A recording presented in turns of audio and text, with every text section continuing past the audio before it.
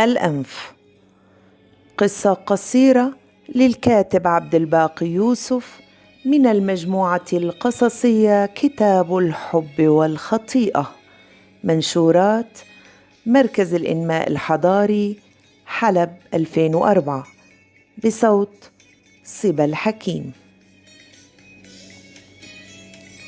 عند 7:15 من صبيحة يوم السبت، كان جابر خلف الموظف لدى مديرية الأوقات الضائعة يهم بالخروج مع دراجته الهوائية، ماسكا بيد مقودها وبالأخرى مديرا الباب خلفه. هجم عليه 3 إخوة من البيت المجاور له، فأدرك جابر أنهم كانوا في انتظار خروجه. لم يدعوا له فرصة لقول كلمة ولا لوضع الدراجة على وقافتها، وفي غمضة عين وأخرى انهالت عليه لكمات كرصاص مجهول، فارتمى للأقدام التي تدوس عليه وتركله بعدوانية. مع مواصلة اللكمات التي تسدد على أنحاء جسده دون تمييز، أبرز أحدهم مشرطاً كذاك الذي لدى الحلاقين وصوبه نحو أنف جابر. لكن جابراً، ومع الرعب الذي اعتراه من تصويب المشرط نحو أنفه، انفجر بصراخ غريب يشبه عواء ذئب. كان الصراخ غريباً على الأسماع، فشعر الإخوة بفزع وتراجعوا عن جابر المرمي على الأرض والذي يصدر منه صوت خافت غريب، حتى اعتقد الإخوة بأنه تحول من إنسان إلى مخلوق آخر، أو أن آخر كان يسكنه، فمات جابر من إثر اللكمات وظهر فيه ذاك المخلوق الذي يصدر صوتا لا يشبه صوت إنسان. عندها لاحظ الإخوة أن الجيران خرجوا على صراخه الأول الذي أفزعهم، فلم يتردد أحد الإخوة من إظهار سكين وتهديد الذي يقترب من الجيران لإنقاذ جابر منهم، وقالوا بصوت جماعي بأن لهم ثأرا عند هذا المارد ولن يتركوه قبل أن يثأروا منه. بعد نحو نصف ساعة انطفأ أنين جابر الخافت الغريب، فاقتربوا منه مرة أخرى وهم يحذرون الجوار من الاقتراب. دنا حامل المشرط وقبض على أنف جابر بإصبعيه، وقد تمكن من الأنف، وبذات السرعة ضرب المشرط نحو الأنف، لكن جابرا استطاع أن يبدي حركة غاية في السرعة برأسه في آخر هنيهة، مما أدى إلى بتر إبهام حامل المشرط، وصار الإبهام يتقافز على الأرض والدم ينز منه بغزارة كأنه لن ينقطع. قذف شتيمة في وجه جابر، ثم بصق عليه وراح يهرول نحو البيت، لكنه قبل أن يدخل الباب عاد إلى إصبعه المبتور فحمله في جيبه واتجه جاريا نحو البيت. تناول أحد الأخوين المشرط من الأرض ودنا من أنف جابر قائلا بحشرجة: تفعلها بنا إن تركناك بأنف هذا اليوم يا رزيل، مثلك يجب أن يمشي بدون أنف في الشوارع. ووقع عليه الأخ الثاني بالضرب، وقد امتلأ غضبا بعد بتر إصبع أخيه، وراح يمسك بشعره قائلا: سوف تحلم يا جابر أنك كنت ذات يوم بأنف. وقبض على أنفه بشراسة، وجابر مستسلم من أثر اللكمات التي انهالت عليه، لكنه يحرك رأسه في كل الاتجاهات ويبصق ويشتم ويستغيث، بينما الجوار تجمعوا على شكل تظاهرة يتفرجون عن بعد دون أن يجسر أحد منهم الاقتراب لإنقاذ الرجل. دس الأخ إصبعيه في خياشيم جابر وكأنه يريد أن يخلع الأنف بيده، وأشار لأخيه أن يسدد الضربة بشكل جيد إلى الأنف. طمأنه حامل المشرط بثقة، وعلامات فوران الدم تتصاعد إلى وجهه المحتقن. وبسرعة خاطفة أوقع الضربة إلى الهدف. ومرة أخرى بدا جابر أكثر حذراً، فانتفض هذه المرة بكامل جسده، وكأنه بركان صغير انفجر وأبعد القابع عليه جانباً، فأصاب المشرط جانباً من أنفه وترك فيه خدشاً. عادا إليه بعزيمة وإصرار أشد، وعلى الفور قبض ذات الشخص على الأنف وقد برك على بطن جابر الممدد.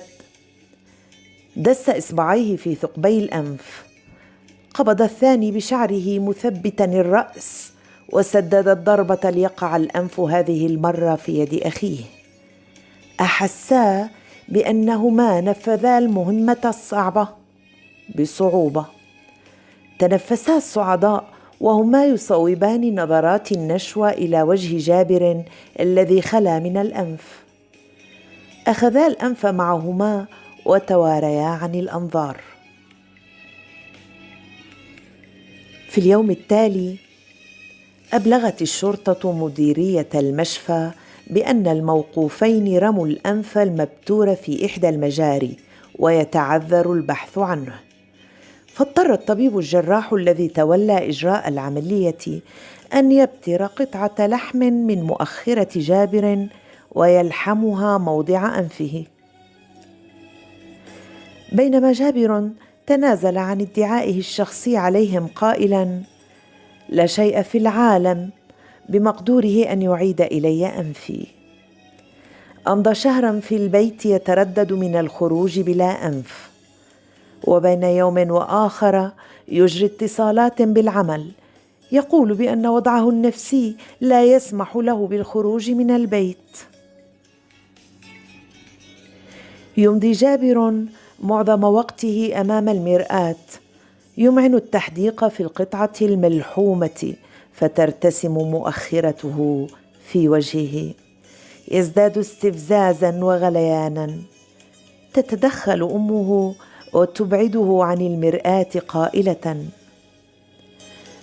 هذا نصيبك يا جابر، احمد الله أنهم لم يبتروا عضوا أكثر خطورة، كان مستقبلك كله سيضيع.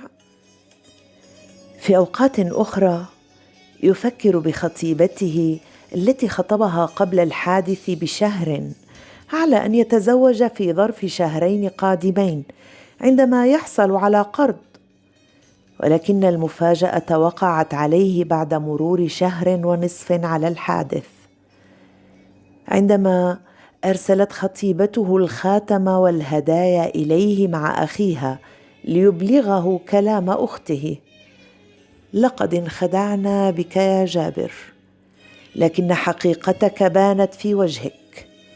لا أريد أن أرى وجهك الأسود بعد الآن.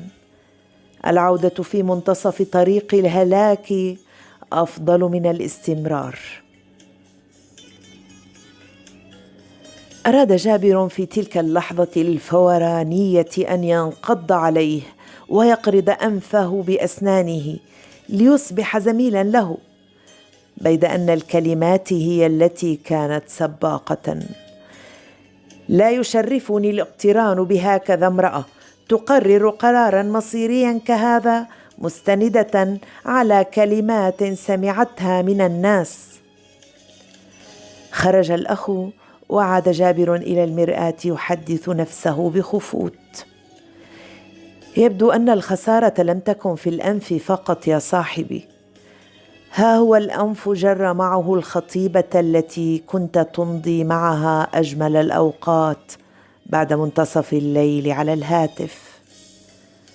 وهل ستنتظر من تفكر بالزواج من رجل بلا أنف؟ وهل ثمة امرأة بلا أنف في هذا العالم كله لتقبل الاقتران بك؟ لو كان البتر في أي عضو آخر أذنك مثلا، يدك، قدمك، حتى لو فقئت عين. ثم أخذ صوته الغريب يعلو قليلا، هذا الصوت الذي يخيف السامع، حتى أن أمه عندما تسمعه فإنها تخرج من البيت وتقول للجوار بأن كائنا آخر يسكن جنبها ولا يظهر إلا في أوقات الشدة. عندما تخرج يا جابر فإن الناس سوف يحدقون بك يتغامزون على سبب قطع أنفك. إنه سبب وحيد لا غير يميز كل الذين بترت آنافهم. كيف ستجلس في مجتمع يا جابر تحكي عن العفة كما كنت تتحدث طوال عمرك؟ بعد مرور شهرين أحس بأن البقاء في البيت يكتم نفسه، وأنه لو لم يخرج سيجن، فقرر الخروج على استحياء. ارتدى بدلته الوحيدة ذات السنوات 7 من العمر التي اشتراها عندما قبض أول راتب من مديرية الأوقات الضائعة. عقد ربطة العنق الحمراء الرفيعة وأمسك بمقود دراجته الهوائية. فتح الباب لأول مرة منذ شهرين، فجفل وهو يتذكر آخر خروج بذات الطريقة عندما هجم عليه جواره الثلاثة. مد رأسه قبل أن يدفع الدراجة، تأمل الشارع والرعب يسري في عروقه. هل ينتظرون ليقوموا باعتداء آخر عليك يا جابر؟ إنهم مجانين. كل شيء وارد في هذا العالم يا جابر. لم يثن هذا الرعب عزيمة الإصرار على الخروج، فدفع مقود الدراجة إلى الشارع بينما أمه توصيه أن يكون حذراً. قاد الدراجة بيديه عدة خطوات دون أن يركبها، فنادته أمه أن الإطار الخلفي مفروغ من الهواء. عاد بها إلى الباب، أوقفها على الوقافة ومد يده إلى المنفاخ المعلق في موضعه على الدراجة الزرقاء اللون. وضع رأس المنفاخ في موضع الهواء في الإطار، وغدا جابر يعلو ويهبط ويلهث، وبين لحظة وأخرى يمد يده إلى الإطار ليتفحص حجم الهواء الداخل، وبذات اللحظة تتسرب منه نظرة سفلية خاطفة إلى حيث بيت هؤلاء الثلاثة المقابل، بينما أمه واقفة جواره. توقف جابر عن دفع الهواء وقد أدرك كفاية الإطار عن حاجته، ولمح إذ ذاك خروج الجوار وهم ينظرون إليه يضع لاصقا طبيا على أنفه ويركب الدراجة بدل أن يقودها بيديه. يمشي معها كما يمشي مع صديق طريق، وهو يدرك بأنه اعتاد هذا الصديق ولا يستطيع المشي بدونه حتى لو ذهب لمشوار قصير في زيارة خاصة. لقد أصبحت جزءا منه، وهو لا يخرجها ليركبها بل لتمشي معه. فعندما يقول أي شخص من الجوار رأيت جابرا، سيضيف يمشي مع دراجته الزرقاء. وحتى في حالات السرعة يدفعها بعجالة ويهرول معها. عندما مضى جابر راكبا الدراجة وهي ظاهرة غريبة استوقفت الجيران، إضافة لمظهر الشاش الطبي على أنفه، تناهى صوت مسموع من أحد أطفال الحي: جابر! جابر يسوق البسكليت بابا! فأصبح كل من في الطريق يصوب إليه نظرات مطولة، وهو يمر غير مسلم لأول مرة منذ 30 سنة عندما سكن هذا الحي. قال البعض: لا تؤاخذوه يا جماعة، عذره في وجهه. وعلق البعض: قليل الحياء والاحترام، لقد وصل لحقه. وقال الرجل: أقبل اليد التي قطعت أنفه.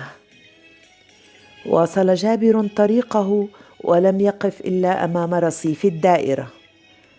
نزل من دراجته وقادها نحو باب الدائرة، لكن الحارس منعه من إدخالها، فقال: أنا جابر خلف، موظف هنا. فقال الحارس: كنت جابر خلف الموظف هنا. أوقف جابر الدراجة على الرصيف وهم بالخروج. رأى شخصا يجلس على مكتبه، وفي دقائق قليلة اكتظ المكتب بالموظفين والموظفات يتفرجون على جابر مقطوع الأنف. فاتجه إلى مكتب المدير مغتاظا يقول بأن الموظفين يسخرون منه، لكن المدير قال بأنه فصل من عمله نتيجة غيابه لمدة 2 دون عذر، وكذلك لأسباب تمس الأخلاق، لأن الموظف عليه أن يتمتع بأخلاق حميدة. خرج جابر من دائرته مطرودا لا يعرف أين يتجه، وقد بدا أمامه الرجوع إلى البيت كالرجوع إلى هاوية. عندئذ وقف على الرصيف جوار دراجته، وقد مد يده إلى مقودها يسترد وقائع يوم العطلة المشؤوم، عندما تفاجأ بجارته خولة تقع عليه في غرفة نومه صباحا. انتفض من الفراش قائلا: ما أتى بك هنا يا خولة؟ قالت وهي تقف في المدخل: لماذا تهرب مني يا جابر؟ ألست جميلة؟ قال: اخرجي، هذا لا يجوز، أنا رجل خاطب، تأتين لزيارة أمي أهلا وسهلا، أما أن تلعبي بذيلك معي فلا أسمح لك دخول هذا البيت بعد اليوم. قالت: بل أدخل هذا البيت من أجل أن أراك وأسمع صوتك يا جابر، أمك هي حجة لأدخل. قال: اخرجي يا ابنة الحلال، لا أريد أن تدخلي بيتي بعد اليوم. قالت مستاءة: لن أخرج وافعل ما شئت. وكضربة الصوت وقعت كفه على خدها. قالت: ستدفع ثمن صفعتك غاليا يا جابر، ستندم طوال عمرك على هذه الصفعة التي صفعتها لخولة. أنا خولة يا جابر، أخت 3 شباب. انتفض من خياله وهو يرى خولة أمامه على الرصيف المقابل للدائرة.